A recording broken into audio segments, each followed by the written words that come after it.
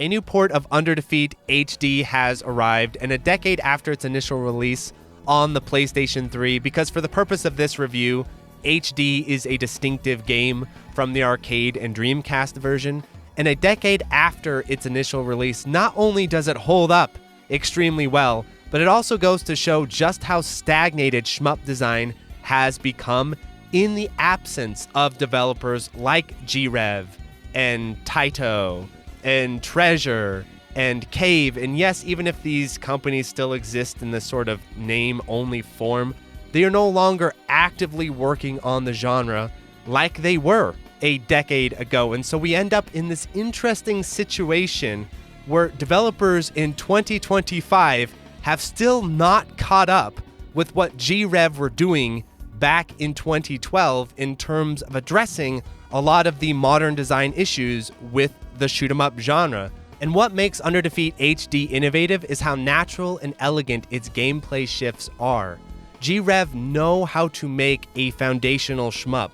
They know the core of the genre's design. They have that established, they know all those dynamics, and so with that established, then when they add in these new interesting concepts and mechanics, they really stand out, and they stand out in a way that can translate over to the rest of the genre in a meaningful future direction. It is a misunderstanding that innovation within a genre like shmups is taking the history of design principles and just throwing them in the garbage, or inverting them, or throwing in all these random ideas and saying, there you go, I have revolutionized the genre because I'm not playing by your rules, I'm playing by my own rules. The problem with that is it ends up being just incoherent noise, because without a solid foundation for an idea or mechanic to stand on top of, it just becomes part of this chaos that doesn't make sense anyway. Think about it like music. The reason why the flute in the Mushihime-sama soundtrack stands out and really catches your ear is because it's laying on top of this excellent, well-composed backing music and rhythm and all that stuff. But if you just had flutes and then the sound of cymbals and goats and the road and just all these random sounds jumbled together, it would get lost in the mix, and it wouldn't feel intentional and wouldn't feel translatable to the rest of the genre at all.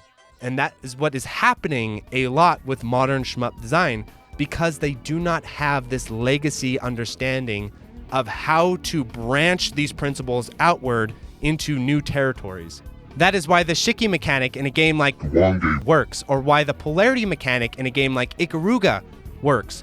These are extreme game-defining mechanics. When you think of you think of the Shiki. When you think of Ikaruga, you think of polarity.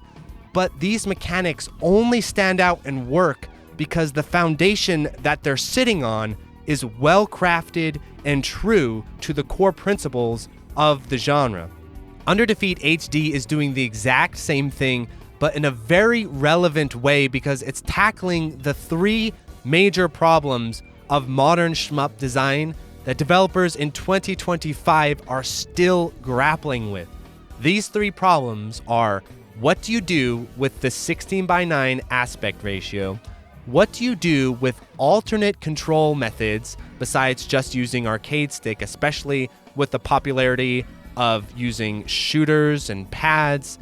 How do you bring those elements into the genre? And then, of course, 3D. What do you do with the third dimension in shmup design? And it makes sense that G.Rev would be working along these lines because they kind of pioneered this back in Taito with Rayforce and Raystorm and stuff like that. So it makes sense G.Rev are looking at this. But these three things are major innovations that developers still could learn from today. And so the first thing that I want to talk about is the new order mode that takes the traditionally narrow arcade aspect ratio of vertical shmups and stretches it massively into the modern 16:9 horizontal aspect ratio. And for some genres, this shift in aspect ratio probably isn't that big of a deal, but in the world of vertically scrolling shoot-'em-ups, it is a major shift in game design, because first of all, they are already more narrow than their 4x3 arcade counterparts. And the way they create their level design is through the narrowness of that aspect ratio. Because if you look at their horizontally scrolling peers, you'll notice stuff like R-Type and Gradius use other means to create narrowing in the playfield, like terrain and walls and obstacles. But in vertically scrolling shmups traditionally, they use the aspect ratio as essentially a wall. And if you look at stuff like Raiden and even cave games and stuff, there's actually more stage than is appearing on screen, especially here in Under Defeat, where in the arcade, if you scroll left and right, it'll kind of scroll with you until you reach the limits. And that is to keep everything constrained, and it shapes the flow and the dynamic of the level. Well, if you then just open up the viewpoint to see the entire playfield all at once, like we're seeing in the New Order mode, G.Rev realized, okay, in order for this to happen and work, we have to actually go in and rebalance the stages to some degree, which they did. And that is something that modern shmups are still really struggling with this concept, because you need to keep the player challenged and constrained while also giving him all of this space. And this ties in very beautifully with the 3D aspect of Under Defeat, because the problem with doing this in like a 2D field is it just looks odd that your ship is facing forward and yet the majority of its movement is strafing. From a pure visual level, doesn't quite work. And then in terms of level design, how do you get things to sort of face the player and constrain him in a way that kind of makes sense? Some games pull this off better than others with their use of weapon types and by scaling the enemies, but I think Under Defeat does it the best by having this 3D helicopter perspective where you're not strafing them in these weird straight lines, you're strafing them in these circular arcs because of the perspective of the 3D. You're actually moving in a circle. You're not moving left to right in this weird linear fashion. And so just visually and just level design wise, it works way better by having these arcing shifts to the perspective rather than this like weird flat plane. And then they can also constrain in your movement as a player by having these rounded sort of walls because of the perspective. I think the game's design would have worked a little bit better if it actually visually telegraphs these rounded walls to you a little more clearly. Like as you're hitting the borders, they could have like a line appear, just a small line of demarcation that's like, yeah, this is actually where the wall is, bro. Because it takes some getting used to, but once you visually understand how the walls and perspective of the game works, it is excellent. And then on top of that, in terms of the use of the weapons and the enemy layouts, they actually went in and added in some extra enemy placements to keep you constrained, to keep you challenged. And also they shifted the pitch of the aiming of the game where you can aim a little bit wider so you can cover that screen a little bit more without having to do all of this strafing. But I think Under Defeat finds that perfect balance with this, because the problem with it is if you give the player a super wide sweeping shot, that undermines the core dynamic of movement and spacing that you really need. Because if you're able to aim your weapon too widely, then you can sort of just post up in the center and let the aiming take all the risks. And in shmups, you want movement to be a risk. You want getting under targets to be part of the core idea. That limitation is very important, and why twin stick shooters and shmups, even though on paper they should sort of be similar to each other, they really aren't, because twin sticks have this problem as well where you can just post up in the center and just circle straight. So you don't need to have that core movement in the same way that shmups do. So keeping that limited while still allowing to account for the wider aspect ratio is really excellent. Another thing that's interesting is how the enemy behavior is affected by the shift in aspect ratio, because with the more narrow aspect ratio, all the enemies are not on screen all at once together. They're introduced to you as you move to them or as they move to you. And so you have this more funneled way that you have the enemies build on top of each other and fly into the playfield.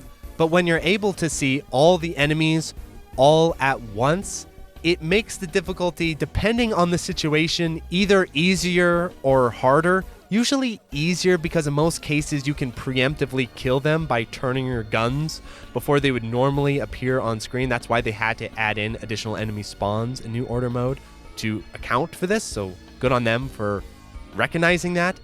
But sometimes it can actually end up being more challenging, where if you have all these enemies on screen all active at the same time, then it becomes like, oh my god, there's so many active threats you need to deal with all at once. And that is where the New Order Plus mode really shines. The mode is kind of busted, but the concept of the New Order Plus mode is this exact idea, where it's like, oh, we have all this extra screen real estate. Well, here come bonus enemy spawns that now will flood the screen in bullets. And so what they had to do when they did this in the Plus version of New Order mode is they actually slowed down the speed of the bullets. That's why this mode works. And it's interesting how much of a gameplay shift it creates, where it's like the arcade version is very traditionally arcade feeling, and then the New Order version feels a little bit more like a bullet hell because you have more enemies on screen, more bullets on screen you have to deal with,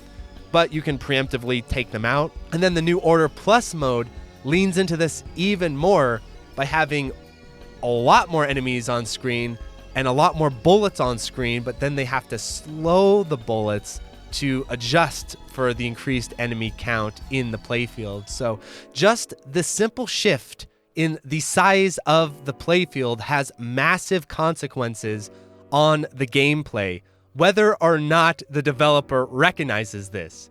In the case of G.Rev and New Order mode, they recognize it and account for it a lot better than other developers I am seeing right now. And so if you're making a 16:9 vertical in the Devil's Aspect Ratio, definitely look to Under Defeat New Order mode for some ideas and inspiration on how to make this work well. And that brings us to the second aspect of this game's design that I really want to point out, which is its 3D rotation scrolling.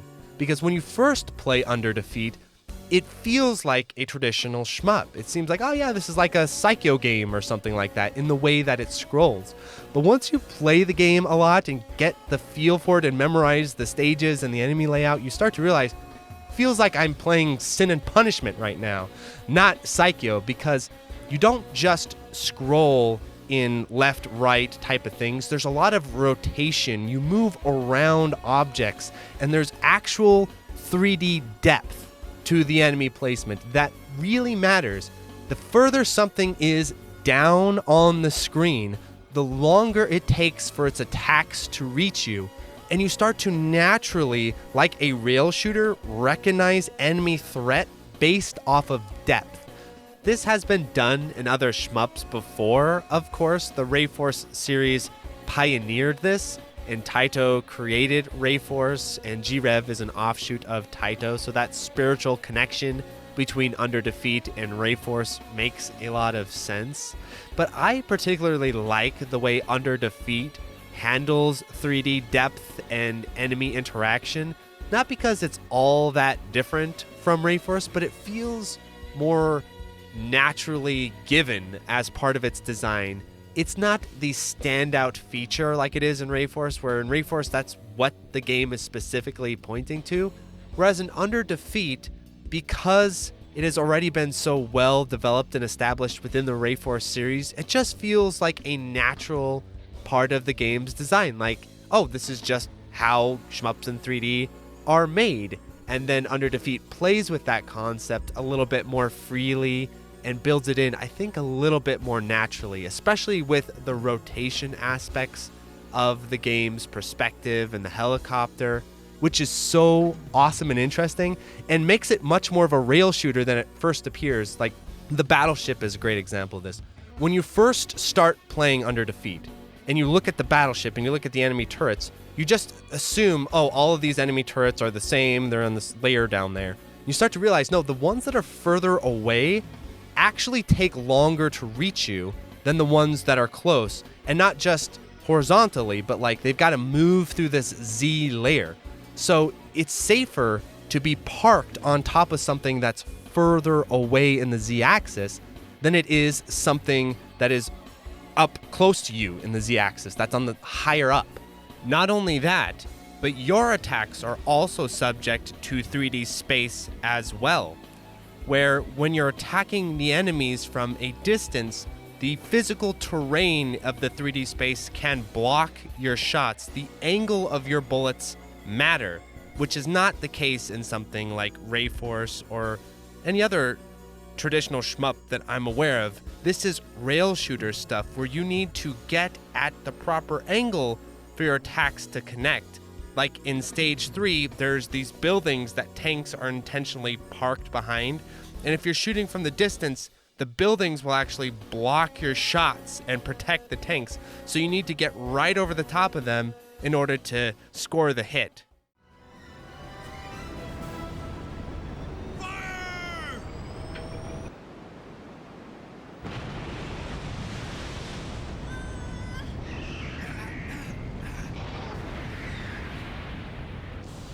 So you start to see the game in 3D space in a way that you don't in other traditional shmups.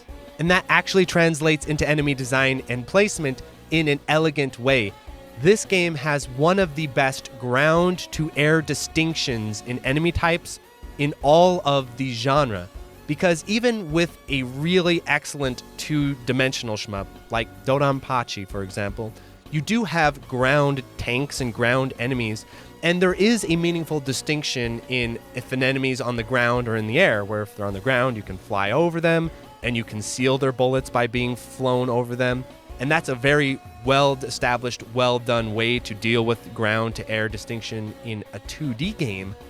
But a 3D game can do something even more interesting, where rather than having you seal the bullets by flying over the tank, it just turns out that if you're directly over the tank, it takes the tank's bullets more time to reach you, and you can actually watch them flying upward at you. And so when you're fighting against a bunch of enemy types all at once, you instantly start to prioritize other air enemies, because other air enemies are on your plane and their shots are faster and they're coming directly for you like sniper bullets. So they tend to be priority number 1. And then you have grounded enemies as usually priority number 2, because their bullets are slower and they take more time to get to you, unless they're launching rockets. Homing rockets are always going to be priority number 1, especially if you're the slower chopper and you basically can't get around them. And every shmup wants to have homing rockets. It's just kind of one of those things people want to put in their game, but homing rockets tend to cause a lot of problems in game design. But one thing that you can do to make homing rockets work is by having this layer mechanic, because you have the tanks down there and you can see, oh, these guys have rockets, and then they fire the rocket, and because there's this Z-axis the rocket needs to travel to, you actually can track and watch the rocket and be prepared for when it appears on screen. That's the problem with a lot of homing weapons in 2D games. They're just way too OP because they just appear, and by the time they appear, you're dead, right? But with the Z-axis, with that travel time, you can know they're coming and anticipate them before they arrive. There's ways to get around this in 2D, of course, but it is very elegant and cool the way homing rockets work in 3D. And so there's all of these little touches, these little nuances that this 3D layer in Under Defeat allows that's just not typical in other shmups. It makes Under Defeat more of a rail shooter shmup hybrid than at first meets the eye, especially when you add in the last ingredient, the controls. Earlier in this review, I mentioned that I view Under Defeat HD as distinct from its arcade and Dreamcast version. There's actually a lot of specific gameplay balance changes that make this credible. But then there's one giant overarching shift that I think makes this undeniable, which is the inclusion of dual stick aiming. Dual stick aiming is not brought to you by City Connection in 2025. It is actually a canonical mechanic built by G.Rev themselves back in the PS3 version, with the specific intent of it being sort of a future standard moving forward, especially for shmups made for consoles. And arcades are dead, essentially, so shmups are now made for consoles or PCs or whatever you want to call it. So G.Rev were looking forward into the future with this control method, and it's not something as simple as, do you prefer to play on pad or do you prefer to play on arcade stick or keyboard? I mean, that's there, but being able to dual stick aim goes beyond just preference, because it allows you to do something that you cannot do with the default arcade controls. It allows you to move and fire independently from one another. And with the default arcade controls, where your movement and turning are unified, you can kind of break that a bit by being able to lock into a commitment. But that turning and locking takes time, that takes setup, whereas with dual stick aiming, it can be purely improvisational. And also, the rate in which you turn is just way faster, and so you can sweep around and move around a lot more freely with the dual stick aiming option. And so that is why I think this is a radical shift to the game fundamentally, because I think it's just outright superior of a control method in terms of performance and balance. And as it stands right now, because they were able to limit the dual stick aiming, like I said before, where you can't fully turn and the game is still very oriented around movement and commitment, it works. It's that great middle ground somewhere in between a rail shooter and a traditional shmup. It's like if you put Psycho meets Ketsui meets Sin and Punishment all together. You put those three in a blender and you get something a bit like Under Defeat, where it feels very fresh and new, but it feels faithful to the core dynamics of the genre. And that's what a lot of modern shmups want to do, but they are falling short. Under Defeat feels like the game Signy wanted to be, and the game a lot of modern shmups want to be, but they don't have that really meticulous detail for balance and fundamental design that is required to make something this innovative and fresh. And speaking of innovative, I want to point out my personal control method for this game, because I think it is the most fun way to play, but it is kind of out of the box and really only possible on the PC version, where instead of using a standard controller and using both analog sticks or using the D-pad in the analog stick, though Jamers has a cool method where he has this Saturn pad, which has the Saturn D-pad and analog stick. That one seems pretty awesome. But if you're an arcade stick player like myself, and there still is a lot of precise dodging expected, which is a good thing, an analog stick, a D-pad isn't gonna cut it. I want to play on my arcade lever, but then I also want to have access to the dual stick aiming, because that's such an advantageous feature, and I also like the feel of it more than the built-in arcade controls. So I do what I call dual wielding. Funnily enough, this is how I play Sin and Punishment as well, so there's another overlap with rail shooters. It's a similar control scheme. And I actually think if we got more games with this control method, we might get a dedicated peripheral for it, and maybe I'll have to make one at some point, at least for myself personally, which is I have in my left hand my arcade stick, but then in my right hand I'm using the Wii NUNCHUCK for the aiming and for the buttons. And since it is so elegantly made of a control system where firing does not require a button press, it's just connected to aiming, you get a very fun experience playing the game in this way. And it does make me wonder, if they did a Wii port of Under Defeat back in the day, if more people might have paid attention, especially with the dual stick aiming option, because it does help set the game apart a lot than just being, you know, a generic military shooter or something, which I think some people just assume that it is, and it isn't. It's this awesome hybrid with rock solid shmup design. But yeah, I really recommend giving it a try. I'm going to play Under Defeat in Shmup Slam 7, and by that time I might have a special arcade stick made to have this dual stick aiming in the arcade stick itself. We'll see, but just talking about Under Defeat as a whole, I want to emphasize that when you first come into playing Under Defeat, it will feel a little bit unusual initially because you're not used to the perspective, you're not used to the controls, you're not quite used to the ground to air enemy types, and you're probably not used to the brutality of not having any extends. That kind of shocked me. So you really need to carefully route for bombs, and you really need to be on the watch for things creeping up on you and sniping. But once you get that initial day or two of play under your belt, and you get used to the system, you get used to the pace and the mechanics. Also, that charge mechanic takes a little bit of adjustment too as well, because it's like this 2-layer charge where you shoot the secondary and you have the meter for the secondary cool off, and then there's that recharge where nothing's happening. Do not stop firing during the recharge where nothing's happening. You need to make sure the meter gets down to the end, and then you stop firing for the recharge to be meaningful. And the reason that double layer recharge is there, I think it works ultimately, is so that you can actually purposefully route your recharges. So rather than having it just be the static recharge that always happens, you can time your recharges by delaying when you let go of firing. So you'll see in a lot of enemy encounters, you don't want to like recharge mid encounter unless you really have to, because that's very scary. But sometimes you actually want to extend out the shooting so that you can time the recharge a little bit later.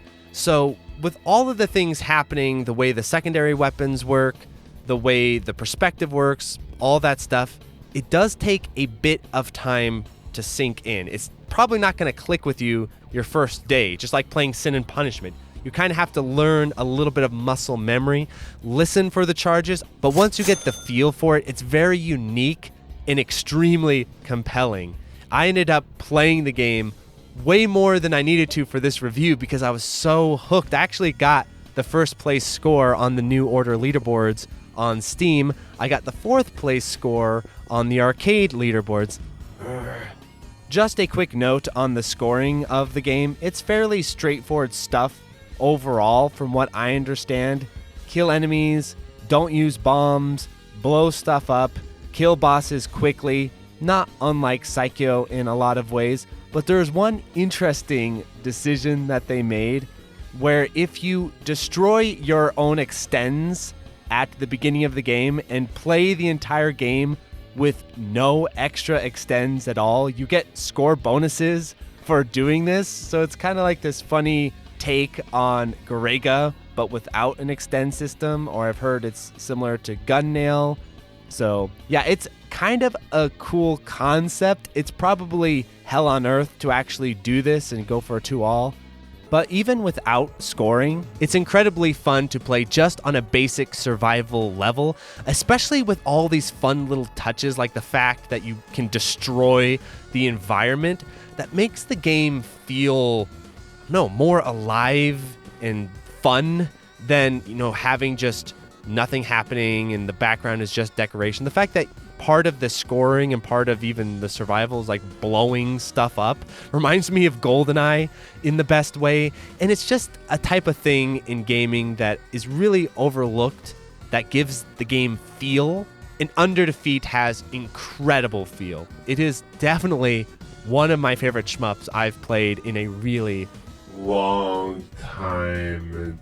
And of course, the soundtrack is one of my favorites in all of gaming. Funnily enough, if you're a longtime viewer of the Electric Underground, you've heard Under Defeat OSTs used in various videos for many years now. Even though I hadn't quite played much Under Defeat prior to this review, I just love the soundtrack. Same thing with Border Down. On music alone, this game rules. Though the added boosted soundtrack from City Connection is awful. It is not just awful in comparison to the amazing original and arranged soundtrack, and even the New Order soundtrack sounds good. It is awful just in compared to any shmup soundtrack. I cannot believe they added in this soundtrack that is so bad compared to the original game. City Connection, please, you could have done something better than this boosted soundtrack. It is truly terrible. But before we end today's review, we need to talk about the port specifically, because that is something I specialize in, and I was very curious to see what City Connection we're going to come up with, because there's a long history of shaky ports in their past, but then they also will randomly make a really good one every so often, like they did with the Death Smiles port. And I do think there is a connection here, because the guys that worked with City Connection on the Death Smiles port also worked with them on this Under Defeat port. And so I go ahead and check out the Switch version as well as the Steam version right now. Alrighty, the moment of truth has arrived. We all know that Under Defeat is an awesome shmup, and we also know that Under Defeat HD was an excellent port back on the PlayStation 3. So the question is, did City Connection deliver with their new re-release on modern platforms of Steam and on the Nintendo Switch? And as active as City Connection are, and I do give them some credit for being active in a world where nothing's coming out, usually the problem with that is that activity comes with a lot of cutting corners. And the two major tripping points we often see with City Connection ports are the performance, especially in terms of input lag, and the features. They tend to be laggy, poorly performing ports with no extra content or features. Sometimes you get a mixture of two, sometimes you get the double whammy. A double whammy would be the Psycho releases on the Nintendo Switch. I actually checked back on them just to see, and not only are they laggy, but they also don't even have online leaderboards. I assume they at least had an online leaderboard. They don't. They have nothing. They have no training options, nothing. They're just like ROMs. They're truly terrible. Oh no, Mario! And so it's always a question of, well, is this port going to be good or not?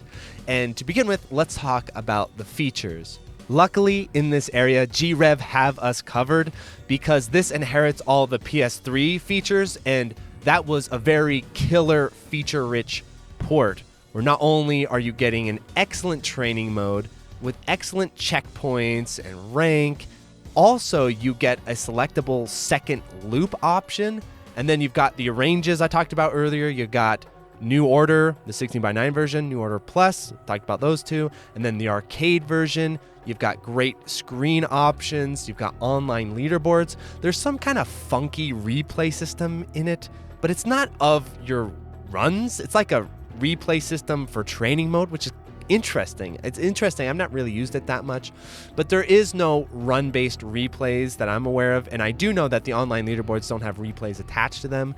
So not quite there in terms of the online leaderboard, but still excellent functioning. You got to give that to City Connection. They're the ones obviously keeping the leaderboard up and running, and that's super important.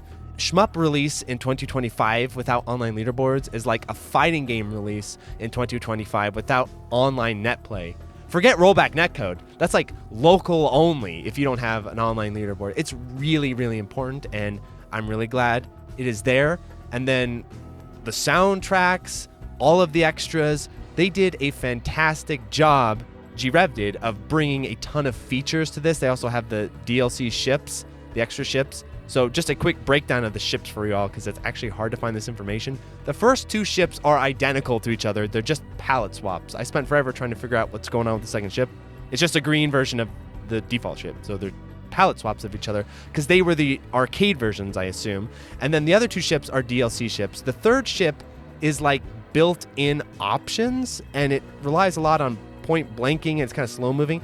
I think it feels a little bit funky, but there could be some potential there. And then the fourth DLC ship, the Big Mama Big Bertha, is like my favorite ship of the game, because it's a beast. It's actually vulnerable to homing missiles because of its very narrow default shot. So Vulcan is very good with it in order to prevent like snipers and homing missiles and stuff like that. But it is a beast, and I really enjoyed playing it. I also really enjoyed the default ship. So that extra ship selection really goes a long way. So in terms of features, yeah, it is extremely well done. It's got all the stuff, and then I believe it fixed the Taito of the HD version on the PS3, where the PS3 version had like this weird slowdown in Taito. I can confirm it doesn't have that slowdown here, because I got my 1cc in Tate in arcade mode and I wasn't having any slowdowns. So they fixed the slowdown issues. They fixed up the port. It has all the features. It has a functioning online leaderboard on the Switch and on Steam. I checked both. Excellent work there. And then the performance. This is where things get really interesting because, like I said, especially in the world of input lag, City Connection have really struggled. And over the years, I have plenty of reviews being very critical of them about their input lag. And in fact, I've sort of become this boogeyman of shmup reviews. If you look at the Nintendo Life review for Under Defeat, they even indirectly mention me that, oh no, this purist is going to come and slam this port for having bad input lag, as I often have to do with City Connection ports.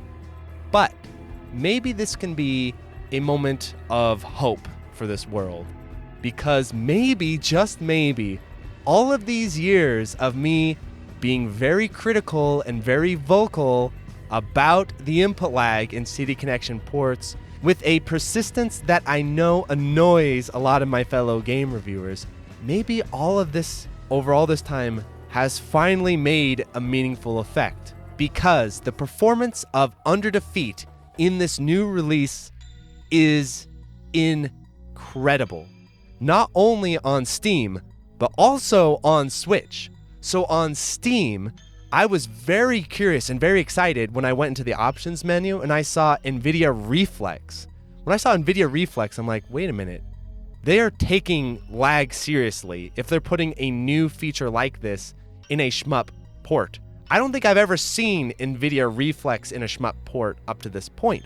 Hopefully this becomes a new standard. I've seen it in Virtua Fighter 5 Revo, and I talked about that in Revo, but never in a shmup. And then I was playing it, I'm like, wow, this feels insanely responsive. So I busted out Special K, shoutouts to Jamers, and I'd never seen a reading this low in Special K before. Look at the reading. It's like 2 milliseconds or something insane like that. Virtua Fighter 5 Revo is 10 milliseconds, and that's crazy low. And then I busted out the input lag light, and this bad boy responds with all of the NVIDIA settings, with all the lag reduction settings happening in 1 frame. This shit is insanely responsive. It is the most responsive game I have ever tested, tied with Blue Revolver at 1 frame. Unbelievable. And man, it feels good. So can I recommend the Steam version of this game? It's like a must. You have to buy the Steam version of this game, because not only does it have all the features from the PS3 version, not only does it fix the slowdown issues from the PS3 version, not only does it have insanely low input lag that is not possible on the PS3 version. I haven't tested it, but there's no way that thing is 1 frame. That's just not possible on a PS3. And then on top of that, because it's on the PC, you can get cool with it and do the dual wielding stuff that I do that you can't do on consoles and stuff like that. So yeah, the Steam version of this game is a must-buy. 10 out of 10 stars there, and I don't even do star ratings. And then let's talk about the Nintendo Switch port, where good ports go to die, right? The Nintendo Switch is scary because it is traditionally pretty laggy. So I busted out the input lag on the Switch, and I was very surprised at how responsive it is even on Switch. So on your traditional Switch, whether it's docked or in handheld mode, I got 3 frames, which I'm quite convinced at this point might be the lowest possible reading to get on a Switch. Maybe you can get down to a 2. I think I've seen a 2 one other time, but 3 is like the gold standard on a Switch. It's actually more responsive than DOJ on the Switch at 4 frames. So the Switch version itself is also woohoo!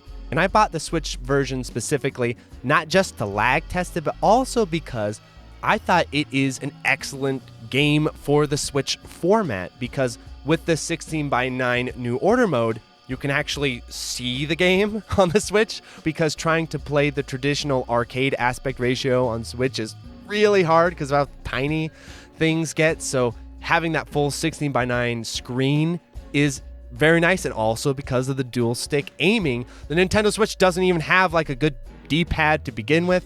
So a game that focuses on having really good analog stick controls, That's really nice. I do wish the analog stick was true analog, like gun vein, rather than analog to digital approximation. Also make sure to put your sensitivity up to 100. And if you don't know what I mean by true analog, I mean the movement of your character is mapped 1-to-1 to the movement of the analog stick, just like Devil May Cry and a lot of action games where if you slightly tilt the stick, the character slightly moves. So the acceleration of your stick is mapped to the character exactly. This is the answer for controlling shmups on analog sticks, by the way. Gunvein is an excellent example of this. Do not use inertia. Do not use analog to digital. The correct answer here is true analog mapping. So if City Connection are listening and they want to do a little patch, if they added that in to the analog stick, it would feel even better on the Nintendo Switch and just generally. So yeah, that is my review of the new release of Under Defeat. It is a must-buy, in my opinion. It's getting heavily overlooked, judging by the number of people playing it on Steam and stuff like that, but I could not recommend it enough. And even if you're not a super big shmup fan, if you like rail shooters and you like general sort of twin stick and stuff like that, I think this would be a great entry point for you because it is a true, real foundational shmup, but then it has these fun elements that you get in other genres that I think a lot of people will enjoy. I very much enjoy it. And if you enjoyed this video, definitely check out my review of Dodonpachi Sai Daiojo, which recently was released on the Nintendo Switch. And even though the Switch port is kind of, it's not nearly as well performing as Under Defeat is, still my discussion of that game I'm very proud of, and I think it's a interesting analysis of SDOJ in itself, which is important to do in reviews when possible. And if you are a shmup fan, please consider supporting me on Patreon because Patreon is what allows reviews like this to happen. The algorithm does not like shmups, but the patrons do. Patreon is what allows it to keep going at the capacity it does, and there's also lots of cool exclusive content on there. I'd really much appreciate that. So please like, subscribe, tell all your friends. Adios, everyone.